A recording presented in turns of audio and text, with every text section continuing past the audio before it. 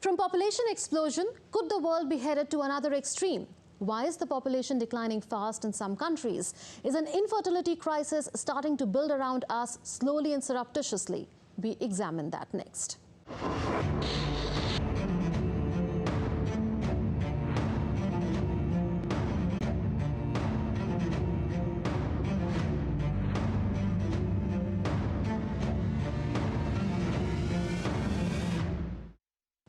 Life was sorted for this couple met at a software firm. Both were in their 30s and their career graph was rising. After months of dating, they decided to marry. They bought an apartment and designed it like the nest of love. They also bought their dream SUV. They felt now was the right time to welcome their third member into their dream home, as they had all the resources they needed to materially provide for the desired little one. 3 years have passed since, but they have not had a child yet. They were nervous about going to a fertility clinic, and when they went there, they were surprised to find a lot of couples in the waiting area.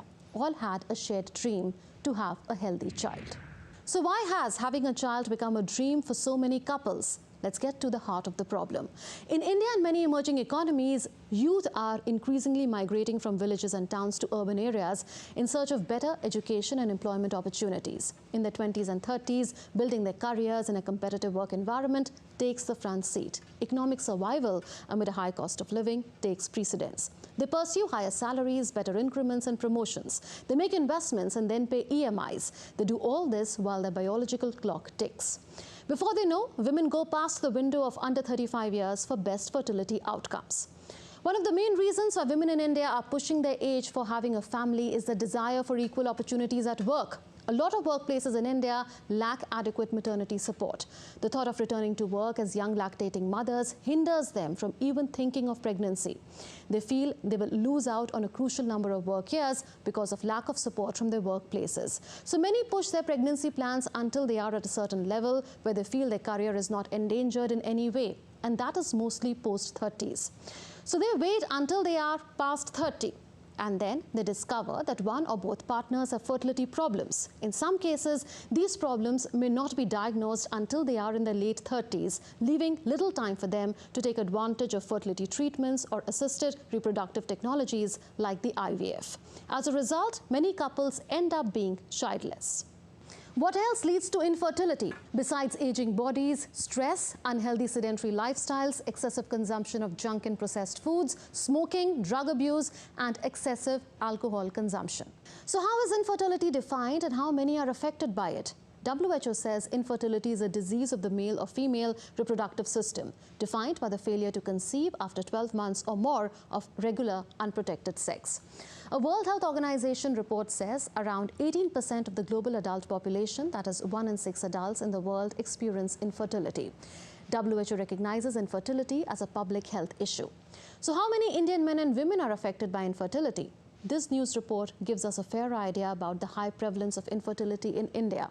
The number is a staggering 30 million couples in India. So what are the common medical causes of infertility? Let's look at what women face first. As per this press release by the Ministry of Ayush and the Government of India, in India, the cases of female infertility are rising and affect approximately 15% of couples.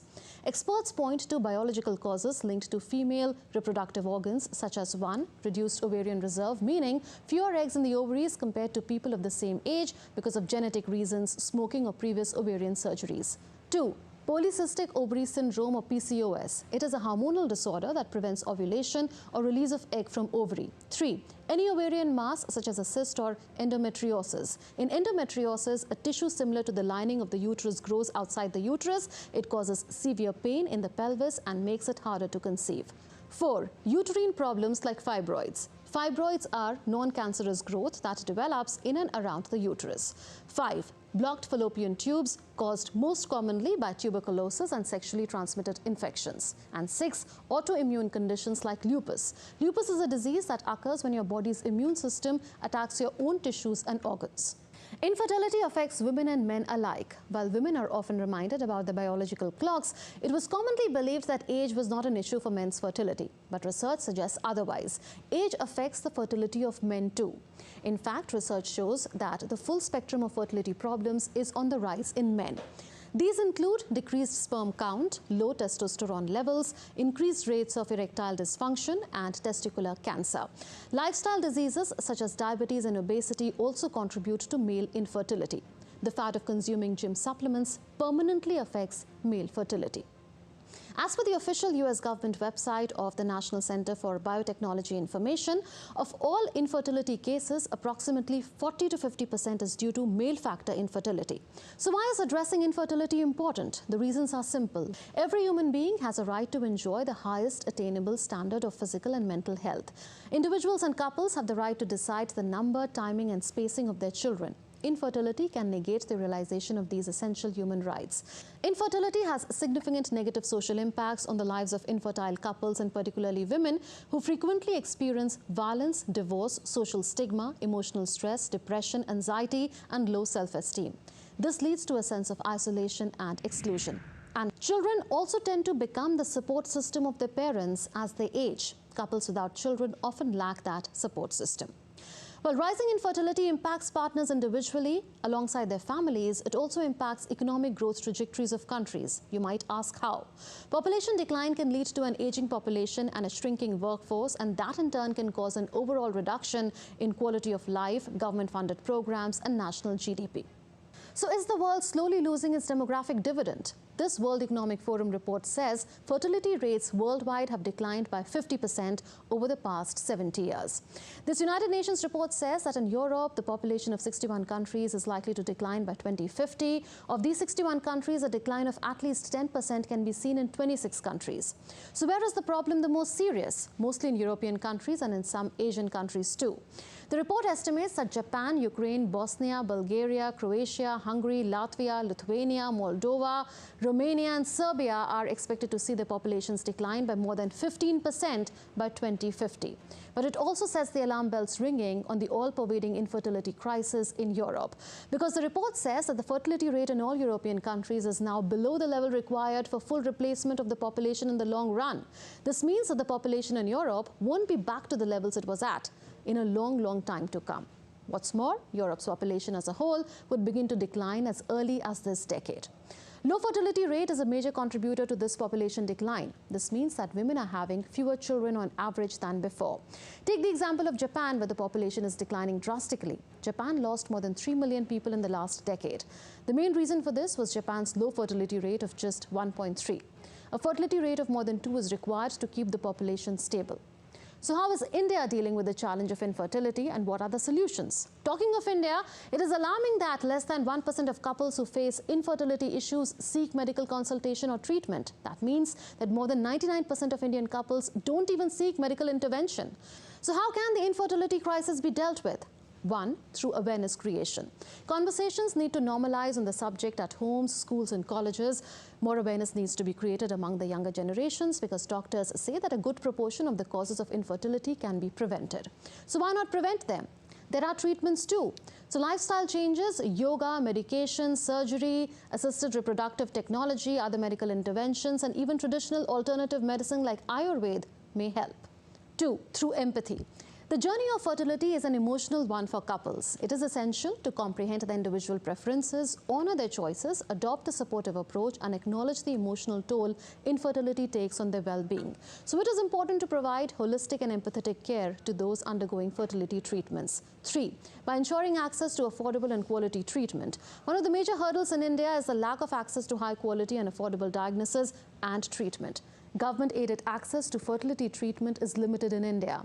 Today in India, most health insurances either don't cover fertility treatments at all, and even normal pregnancy delivery care coverage is very low. So even the thought of cost of health care for a pregnancy makes couples wait, think about it, and then plan a pregnancy. All fertility treatments need to be made more affordable. They also need to be made more accessible. 4, through supportive policies of employers, a cue can be taken from what some of the Silicon Valley stalwarts are doing to tackle the challenge. Tech companies, Apple, Facebook, and Google have been providing company-funded egg cryopreservation or egg freezing as an employee benefit to their women employees since 2014. Other companies around the world can adopt this as a best practice. To put it simply, mindsets need to change at the leadership level in companies. Despite the various maternity benefits being guaranteed under India's Maternity Benefit Amendment Act of 2017, such as 26-week paid leave to pregnant women, this news report points out something alarming. It cites a 2018 survey to make the point that 73% of Indian women leave their jobs after giving birth. Among those who do return to work, 48% leave their jobs within 4 months. So can employers stop looking at women employees as liabilities and instead tailor-make their policies to support women who intend to contribute to their company's growth even though they have just had a child? 5. By regulation of assisted reproductive technology or ART. ART includes all fertility treatments in which either eggs or embryos are handled. India made a start when the Parliament of India passed the Assisted Reproductive Technology Regulation Bill 2021 in December of that year. These are some of the key features of the bill. Through the establishment of a national board, state boards and national registry, it aims to regulate and supervise ART clinics and ART banks and prevent misuse and ensure safe and ethical ART services. On the same day, another bill, Surrogacy Regulation Bill 2019, was passed by the Indian Parliament. It bans commercial surrogacy in India, allows ethical altruistic surrogacy and aims to regulate the practice and process of surrogacy through a national surrogacy board, state surrogacy boards and appointment of appropriate authorities. Both legislations have come into force, but the formation of relevant committees is still work in progress. That's about India. But what are the other countries doing to reverse the decline in fertility rates? Japan and South Korea are providing financial incentives to couples to encourage them to have children.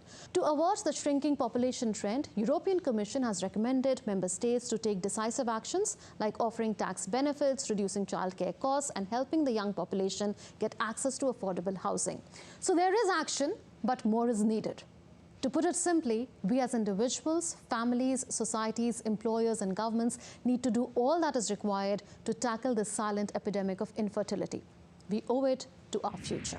That's it in this edition of Connecting the Dots. We'll see you next week with more raging issues. Until then, it's a goodbye from all of us in a Delhi newsroom. Take care and stay safe.